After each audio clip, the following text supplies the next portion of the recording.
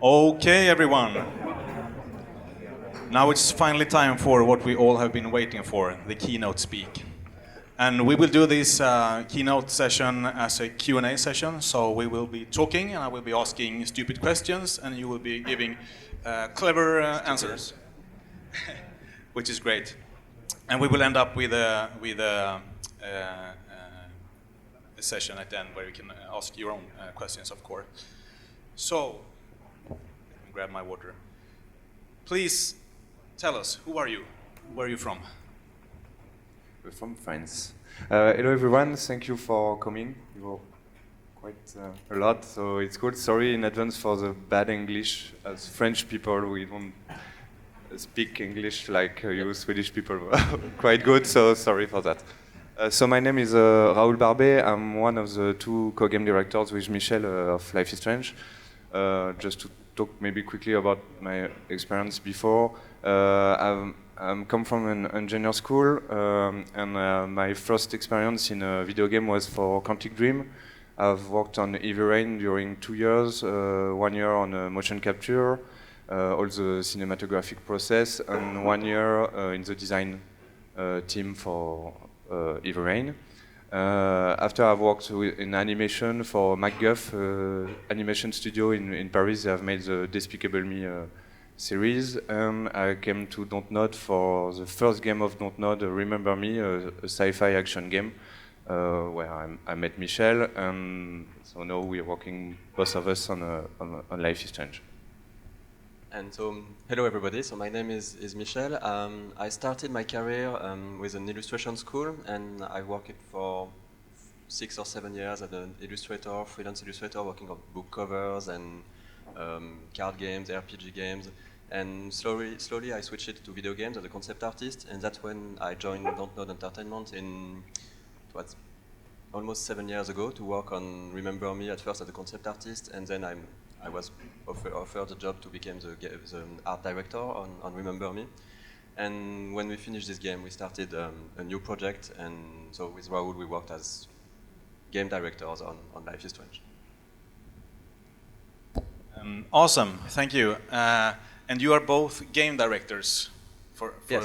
For Life is Strange right now, and you're also the art director. Yeah, we are sharing most of the creative work on the game as game director, but we have some of our specialties, and I'm more on the art side, and Raoul, you more on the camera side and some of the design part. But we are mostly working together on everything. That's what was really interesting, because it's not easy sometimes to work as two heads on a project, but also that's something that really brings creativity to sometimes to a higher level, I think. Yeah, for the project, it's not a big team. We can say that we've been 40 at the peak of the production for Life is Strange for the whole season. So yeah, for 40 people with 2 game directors, this is also something we wanted to have, to be close to all the team and know really well the team and the people inside. Awesome. And right now you're having a big hit with Life is Strange. An awesome game. Thank you. Yeah, the final episode has been released just a few days ago at the end of October, and we're really happy with the reception of the press, of the players, and it was a really hard project. We will show you a small trailer of one of the episodes, and it was really a different project, something that was a bit hard to sell to the publishers, and because it's really different, we'll talk more about it. But we're really happy that everything we wanted to make in this game, I think it's quite resonated quite well with the players and with the press, and that was a great adventure, and we're really happy how it worked out. So just before we run the trailer, how would you describe the game in like one sentence? Okay, that's not always easy in one sentence, but so Life is Strange is what we call an episodic modern adventure game that focuses more on the storytelling, the character development, more than on action or puzzles. And maybe just to give a quick idea of the story, it tells the story of Max Caulfield, an 18 years old girl who just came back to her hometown of Arcadia Bay in Oregon after spending 5 years in Seattle, and she will meet again her former childhood friend, Chloe, and the game is about their rekindle their friendship. She will have to readjust about what is life to coming back to this place when she doesn't know a lot of people. And there will be mysteries because there will be investigating the disappearance of another student, and we have supernatural elements that you will see in the trailer. Yes, that's a great sentence. It's never easy to sum up the game in one sentence. It's okay. Sorry it's about that. So I think we will run, for you guys that haven't seen the game, we will run a trailer from the game, and it's actually from the last episode. So spoiler alerts, if you don't want to know anything about how it wraps up, then you should leave. No, don't leave, but you can check your email or something. My slide assistant, Fredrika, can you please launch the trailer? Interesting topics. A lot of.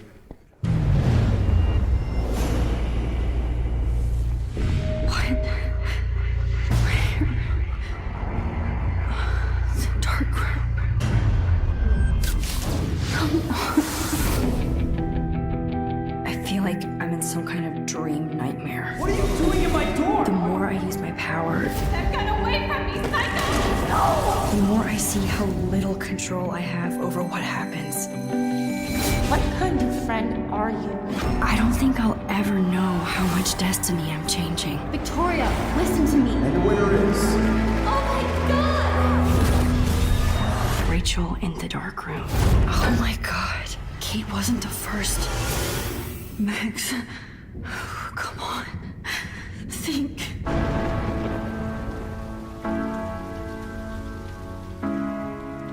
I need to change fast to make it right again. I have to go back in time. Time to change time. I know exactly where I'm going! So we could get real justice, and nobody is gonna get in my way. I'm with you to the end, Chloe. Nathan is dangerous. Where is he? Warren, do you believe me? Of course I believe you. You're the most amazing person I've ever met. I think that the storm started, everything started when I found out I could rewind time. All this destruction is my fault. I can't let that happen. I can still change things. I just wish I could trust my powers.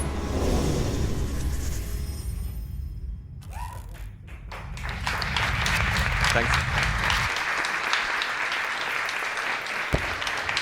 It's a Thank you. fantastic game. It's a fantastic game. I really love it. I'm such a fanboy. Thank you. How did you come up with the concept behind the game? So the first game of DONTNOD was a sci-fi action game when you were playing Nilin, what we call a memory hunter, and you can modify as a player some memory of people, and by changing those memory you will make very small changes and have huge consequences on the relation with those people, and the fact that those sequences we call memory remixes were very cinematographic. We love to design them, and we thought about maybe keep this idea, but behind a whole game and a whole mechanism for a game. So we quickly come to an adventure style game because we both of us love this kind of game, and we could talk about this choice and consequences aspect with all the choices a player can do in an adventure game. So yeah, very quickly we come to this story, and with the episodic format because we wanted to explore a different way to tell a story. I think we have seen a lot of course, with also the Telltale series, some new way of telling a story in a game. As we are also a huge fan of TV series, we can learn a lot from that, and it's really something on a production point of view and on a creative point of view we wanted to have. You have to write the story and write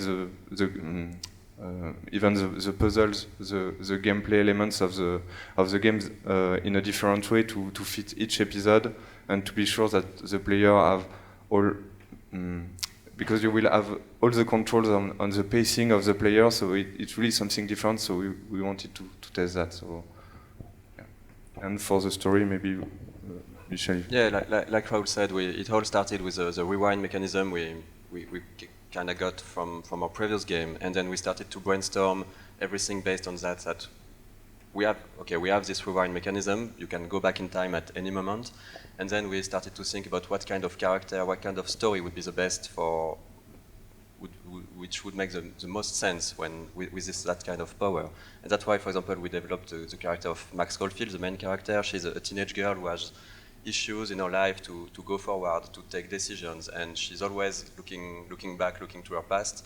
And when you give this kind of character the rewind power, it's interesting because it really resonates with our own personality. And that was the same for the setting, high school, because it's something where most of our players have experienced high school at a moment in their life, so that was a good way to go back to this theme of nostalgia and going back and going to the past. So we really tried to work on the game, on every aspect on the game, thinking about the rewind and the time, the nostalgia and the time aspects in mind when we were creating everything on the game. Yeah, and the story is quite deep and multi-layered. I mean, how is the writing process? Are all people in the company involved? Or do you have dedicated writers or more traditional game designers? Or do you have like TV series writers with experience from that? Exactly. We started really on the beginning with a really small team. We were like 5 or 6 at most. And we worked with a French writer whose name is Jean-Luc Cano.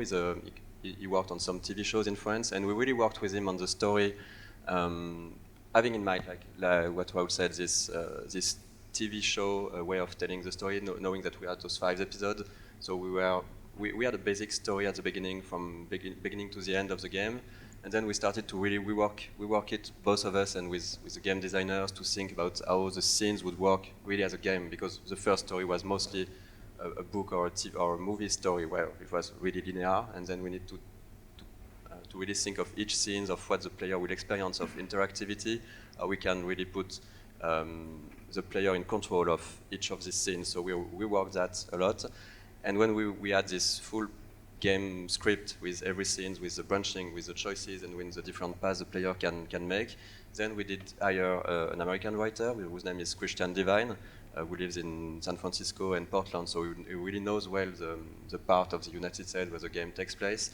And he worked on every dialogue, and every final text that's in the game we worked that with him. So we were really sure that the way the characters are speaking, everything in the game was really close to realism within the United States, because I think it's the most important part in this kind of narrative game. If the dialogues and the characters and the story feels right, and since we are a French studio, basically we couldn't have just written and translated the dialogues. We really needed someone from the United States to write the good dialogues for those characters.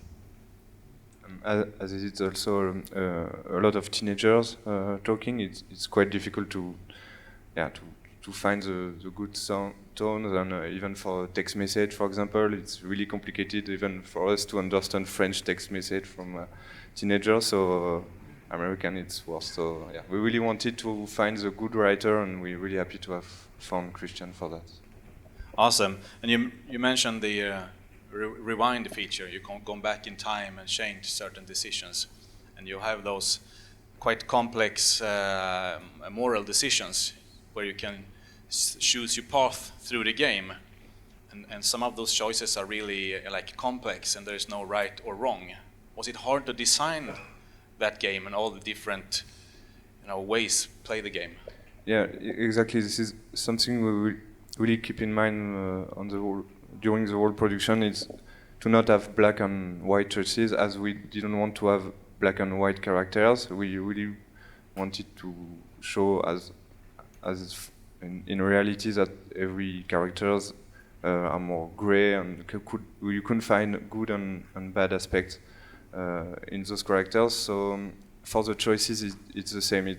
The idea or ultimate goal would be to have 50% for each choice, because it has to be difficult to, even if those choices are everyday life choice, we didn't want to have, like in some other games who are different, which are different, to kill this guy or this guy, because as we have never personally have to make this kind of choice in the real life, so we wanted to use more common choices, but who are which are also very difficult to take. So Which can be even more difficult because people can relate to it, I think. Yeah. Some choices are very emotional. If you change the slide. Yeah, this is Kate. Can you tell us about her?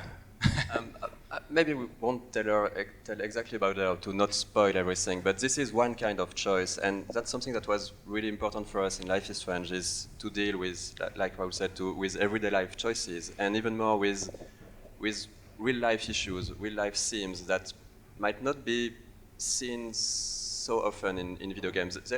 A lot of indie games are talking about those really serious issues, like games like Paper Please, or there is a lot of really, really great ideas in the indie scene. But when you start to have a publisher, sometimes it's harder to talk about that, and we were really lucky to be able to deal with that. So we really try to have a lot of real issues talked about in the game, like cyberbullying, like domestic violence, teen issues, even suicide, or I won't say every themes we have because don't want to spoil the later episodes, but that was one of our goal for this game, to talk with that, and that was also one of the biggest challenge, because when you're dealing with this kind of really serious, real issues, you need to be really, really careful what you are doing with it. So we tried our best, and working with the writer, working with the team to make a lot of research on those subjects, to be sure that we would deal with that on a really sensible way and not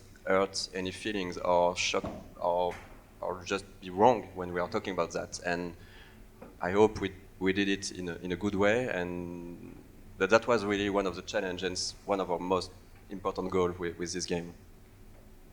You can change to the next slide. Here's another choice. You're in an office and you have the chance to steal some money or actually leave the money. And it sounds like a simple choice. I mean, morally, yeah, maybe we should just leave the money, don't steal it. But if you steal it, you can use it to help a friend, which might be good.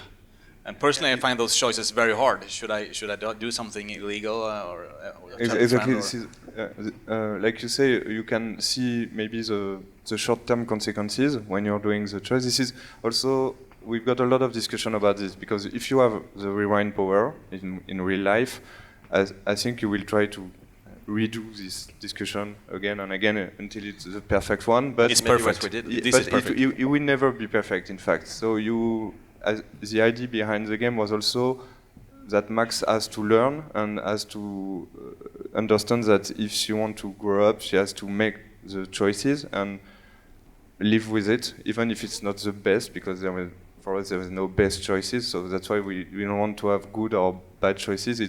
It's more great choices, and the important is to live with the consequences. So you could see as a player the short-term consequences, accept your choice, but of course you will have long-term consequences which would be different. So this kind of easy choice maybe is not so easy to take. Can show the next example of that. This is more for fun. You have some very. I just skip that. Next slide. Yeah, this is those dialogue system you can see. So yeah, there is a lot of dialogues in the games, and yeah, our writer is quite good at that. And sometimes, as a player, you don't know which decisions are important or not. Like the previous one, I can choose either one, but does it make any difference? I don't know as a player, which is kind of interesting, I think. Yes, you will know directly the direct consequence, but the idea was really that sometimes it can really come back at you later in the game with a way different, a consequence really different of what you expected. And this is like a metaphor of, like in life, you don't know for sure what good choices are, because sometimes you just have to like you said, to deal with what will happen next, and sometimes it's good, sometimes it's bad, and we try to reflect that in the game. And on a design point of view, you ask for the design of the choices.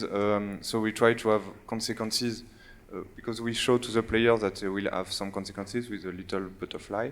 And so this is something we really wanted to have real consequences for each choices in every episode. So it means that we've got like a huge tree at the end of the season. But the idea was really to, like you said at the beginning, to give the players the feeling that it's really his story, and even if we've got a story to tell for sure, so we know what is going to come after, but the player will be able to choose how the story will be told, and yeah, you've got a lot of consequences all over the game. So this is something we wanted to have, to not lie to the player, just saying some consequences and you've got anything. It could be like a new text message, a new character in a scene, a new scene, change in the dialogues, some small things like that. When you play, you really have the feeling that it's your story. And you also have statistics. You get a summary after every episode, so which is very interesting. You can see how you did and how other people ended up with this. Have you learned anything about humanity? That's really interesting. And on this screenshot, it's weird because you have 100% and 0.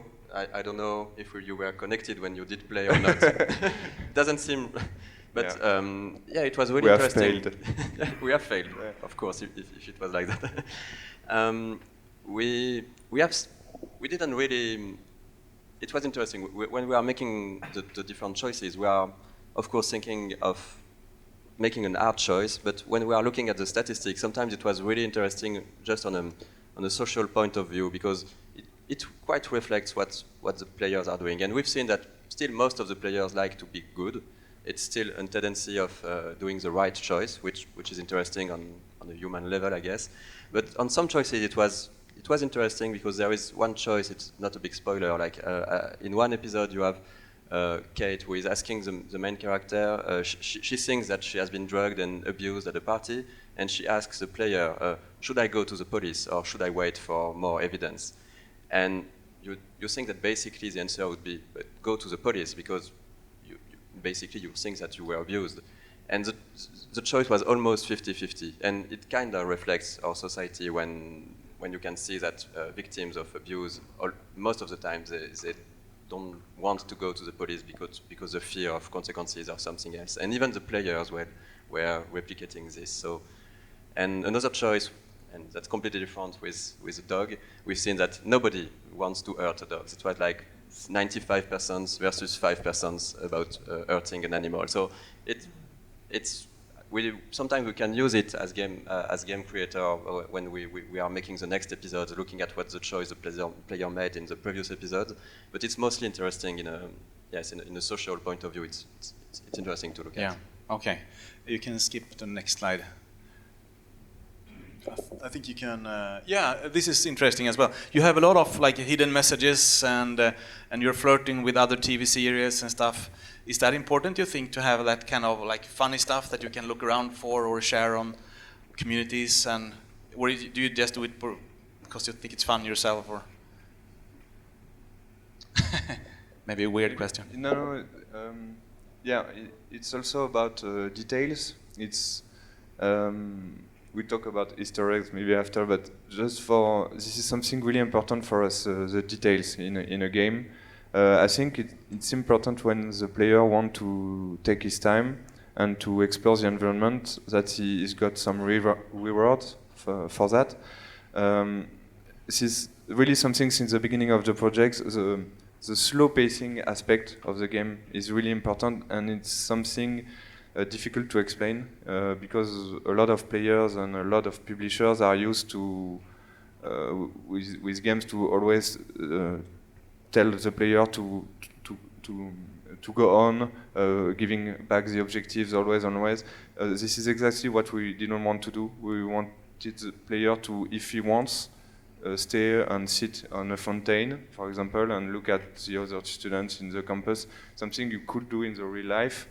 Or go into your room and play guitar on your sofa. This is some feelings which are really interesting when you play a game, to really control this slow pace. So you have to give rewards for the players when they do that, because if, for example, if you go on the fountain and you can add some new camera shots, you can add some music, some new layer of the music, some voiceover of Max describing the city and the relation with the other characters. So giving those rewards will push the player to do this again and again, and maybe to have a look at every element in the environment. So we really wanted to have a lot of storytelling by the environment, So here, for example, of course, it's the license plate, and for the name we used like if you can recognize some TV series maybe for the name, but this is this kind of small elements I think who push the player to, because it's fun to design it as a game creators, and also it's really fun for the player to play this kind of to find this kind of details. And since it's an adventure game, this is something you have in every adventure game. You can look at objects and interact with the environment. And something we really didn't want to do in Life is Strange is to have useless interactions. Like, I don't want to look at a bottle and have Max thinking, oh, it's a bottle. So we really tried, and we tried our best to that everything the player can interact with will bring another layer to the story, either the story of Max, because she can think that, oh, I remember this is the same brand of water that my mother used to buy, and something that can just bring a bit more substance to the character, or it can bring more information about secondary characters or about the city. And we really tried to put all those little details everywhere. And that's rewarding for the player, because if he looks around, we have a lot of really small details that you can connect between each episode. Like in first episode, you can, on the campus, look at some message boards and see that a guy has posted a message because he's missing, he lost his tablet with pictures of his dead cats. And in next episode, you have another guy who can find another message of someone saying that he's selling a tablet with picture of cats. And that's really small details that maybe almost no players will find out, but some of those will, and it's really interesting for us and rewarding if you can just delve into those details. Yeah, and I think also it makes the whole world, the whole universe realistic, and adding this kind of small layers will expand the world, even if it's like a small texture. For the Easter eggs, we can also talk about TV shows, but we try to. There is some Easter eggs, but there is also some just references in the game that some of the characters are talking about, because we also wanted to anchor the game into reality, and so that was important for us to be able to talk sometimes about movies, because teenagers will talk about movies together, or to talk about a TV show or some music band and stuff like that. So we really tried to. Of course, we had to deal with the legal issues with that. That's something that could be interesting to talk about, but might be really long. But we really worked with the legal department of the publisher to be able to name some movies, name some book authors, and even some brands in order to really anchor the game into a real world. Okay, I think you can take the next slide. So let's talk about some about the technology behind the game. Are you using a specific game engine, or did you write your own? It's Unreal 3, but it's like advanced version of Unreal 3, it's like 3.5, and we have modified it a lot for Remember Me, the previous game. For example, we've got our own coding structure, like it looks like a blueprint, like the Unreal 4 ones, but in Unreal 3, and we had a lot for all the lighting and the depth of field effect also. And even the rendering, Unreal Engine 3 is not a PBR-based engine, but we've turned it into a PBR, a physically based rendering. And so we can maybe talk about the art style, because we took a lot of those new art technology we developed for Remember Me, which was quite a realistic game. And Life is Strange is not photorealistic at all, because that's something, when we first began working on the game, we had this keyword of nostalgia in mind, and we really thought that having a stylized rendering, what we are calling an impressionistic rendering, would work way better for this kind of game than a photorealistic one.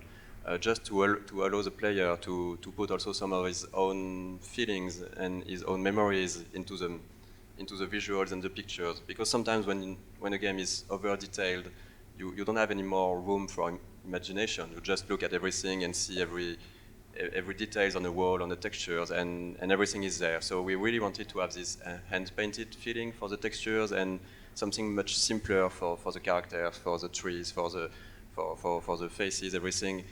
And that was our goal. And also because we are thinking that this kind of rendering might age better. This is the kind of game that would still look good, I think, in a few years when you're going for the state-of-the-art technology. Sometimes it ages more quickly. And one of the biggest, for us, most important part of the visual style was the lighting. So we really tried, even if the style is quite simple, we used those high-end technology for the lighting, because light is something that, to us, is one of the most important part of a picture, of a visual. You can have some really low detail visuals. If you have a good lighting, it's always better than the high poly, that the best models with bad lighting. And light is something that really, we think, linked to memories, to emotions, because sometimes you are mostly remembering more how the light was on the sunset or on the time of day. You will remember more the lighting than some details of other elements. So that's why we went for this style. Was it hard to implement the light? Development-wise? Not really, because we already did a lot of work for Remember Me, so we had the tools and the tech from Remember Me, and we had the lighting artists that work with us on Remember Me who are really good, and we are really happy with the way we worked. It's having a lighting artist doing only lights on scene. It's not something very common in the industry yet, even if it's beginning to change. But so this is something we wanted to have. We have 3 lighters and two at the same time during the whole production. So it's really something important compared to the team size. 3 lighting experts, and also you have 2 camera developers as well, just doing the camera. Interesting. What was the hardest part making Life is Strange? What was the hardest? Was it technology or the episodic storytelling? format? Oh, really? I don't know. It's a difficult project because it's still a small game, and so it's a small budget. So, of course, you have to find solutions. For the episodic format, it's really something we wanted to have since the beginning on a creative point of view, but on a production point of view, it's really difficult because it's like doing 5 games. In fact, it's not I do a game, I cut it in 5 and that's it. It's not like that at all. So yeah, it's like shipping 5 games. So you're shipping a game and you don't go to holidays. You can't say, okay, let's look at the review and do nothing during the day. You have to work on the other episodes. So it's a lot of pressure for the team, but also with the time between each episode, when you can see, because we're lucky and we've got good feedbacks, so you can see all the public community growing up, and all, of course, the players wanted to see more. So you really doing that for them. So it gives a lot of strength to the team to see all the feedbacks, all the let's play, all this kind of stuff. So yeah, it was maybe easier. Yeah, the episodic was hard. I think also, like we said in the beginning, the writing process, to be sure that we are not, like we said, like we are French, we are not messing up when we are writing those American characters. It was a challenge. And also, of course, the beginning of the project, all the questions like, this is a game we wanted to create when we were this small team. We didn't really think about marketing.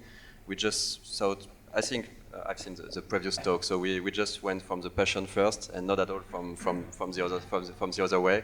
So we just say, okay, let's work on this game we want to create, and we don't care about who we would sell it.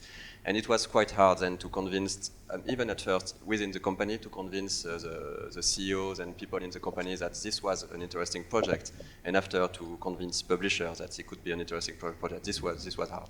But seeing indie games, for example, like Gone Home, Going Out, stuff like that, it gives also a lot of hope, because you see that there is a public also for this kind of story. So yeah. Okay, so we are soon running out of time. Do you have any, time flies up here on stage. Do you have any advice to the young, aspiring game developers here today? Any advice, like never make episodic games or stuff like that?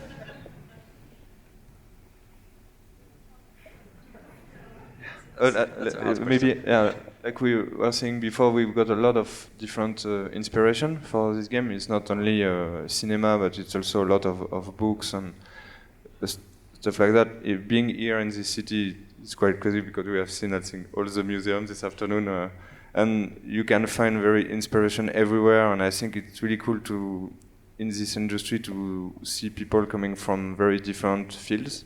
So I think really you can find a lot of different inspiration by traveling, stuff like that, and maybe not just focusing on game. And this is, for me, it's really to be curious and want to also to tell different stories. But it's not really an advice, but sorry. It is. And maybe it's maybe more when you're working on a game. I think that something that's really important is to stick to, if you have a good feeling about a core idea, about something cohesive, to try to stick with it and to. It's important to brainstorm everywhere, but then it's also important to really focus on something that you feel great in a project and be careful to not go too broad or to too many different places. I think that's something we tried to do with this game, and I'm not sure we succeeded completely, but we tried to really focus on the core themes of the project from the beginning and to stick with it up to the end. And that I think that's something that's quite important if you want to have a project that has a lot of meaning and maybe to really mean something at the end. Okay, makes sense. A final question: will there be a sequel to Life is Strange 2? And can I beta test it? Yes, for the second question, that if it exists, I let you. Yeah, that's something we have to see with the publisher, because it's a Square Enix game, and we'd like to do a sequel, but that's something that we doesn't know for sure. You have other games in the pipeline, or what are you doing next, or? There is another game in DONTNOD, done by DONTNOD. Sorry, it's Vampire. It's about a vampire.